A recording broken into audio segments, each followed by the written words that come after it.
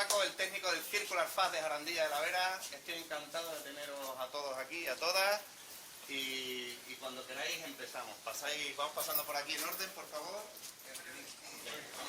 Vamos a ir conociendo los distintos espacios del Circular FAS, que es un centro de innovación territorial perteneciente a la estrategia de especialización de la Diputación, que están divididos en distintas áreas. Son centros únicos en el mundo por una metodología creada, como he dicho, por la Diputación, por la adquisición de esta competencia, y que tiene el concepto de circularidad. En este aula tenemos también el espacio mental, el espacio compartir y el espacio conocer. También se desarrollan actividades formativas en base a un amplio catálogo. Además vienen del círculo a hacernos demostraciones y otras cosas.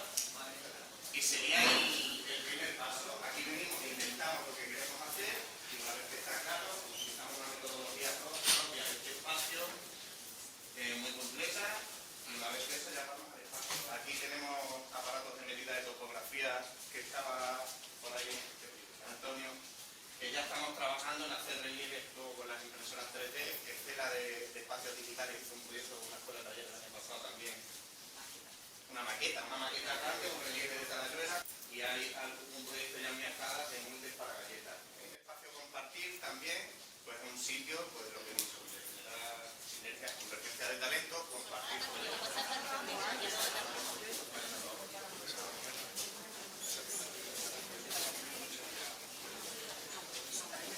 Bueno, pues bienvenidos al espacio digital de Jarandilla. Pertenece a la red de Centros de Competencias Digitales de Extremadura. Y esto lo que pretende es que se aprenda el uso de la tecnología para personas mayores de 16 años, desempleados, empleados, empresarios y empresas. Que un centro de competencias digitales básicas es importante que esté muy unido con lo que es el Circular FAS. El Circular FAS, para poder funcionar con el Circular FAS, se necesitan unas competencias digitales básicas, ¿vale? Las competencias digitales básicas se hacen aquí, de tal manera que esa vinculación es muy importante, porque las personas que todavía no tienen unas competencias mínimas para poder utilizar el Circular, vienen aquí. Y al revés, las personas que ya se forman aquí y ya quieren seguir continuando, avanzando en esa evolución hacia nuevas tecnologías más avanzadas, utilizan el Circular.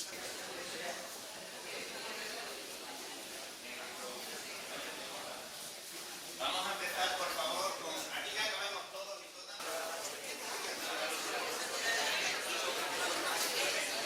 Las primeras tecnologías que vamos a ver son tecnologías de impresión 3D. Son tecnologías aditivas.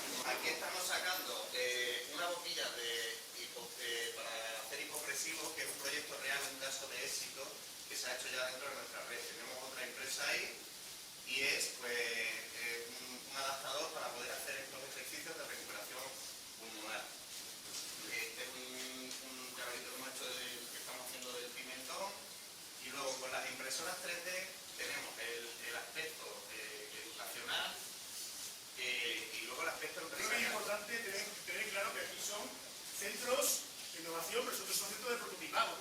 Son centros que tú vienes aquí a resolver un problema concreto que identificas, y lo que hacemos es, con la ayuda de Paco, ¿vale?, ayudaros a idear ese producto, esa pieza, ¿vale?, que es la que vamos a mejorar hasta que esté en condiciones de ser fabricada.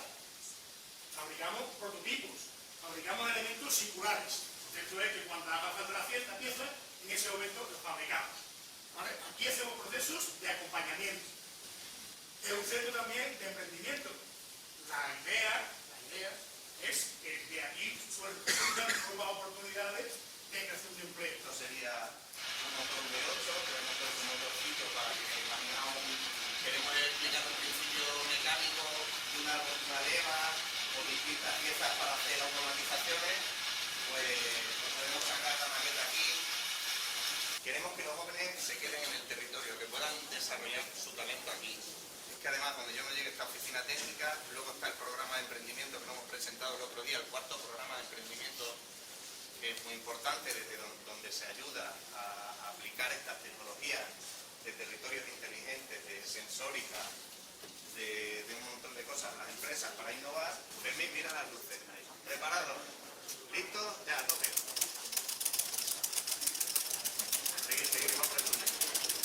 Hagan los rojos.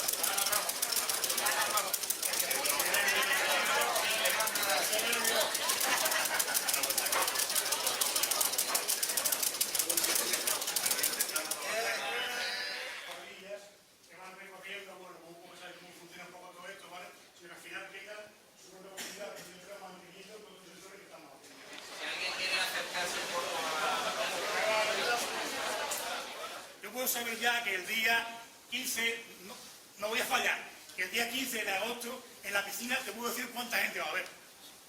Y te puedo decir también si van a necesitar 2 socorristas. O te puedo decir si van a necesitar un refuerzo de policía porque el aparcamiento se va a llenar posiblemente. Graba y corta. Vale, eso es bien.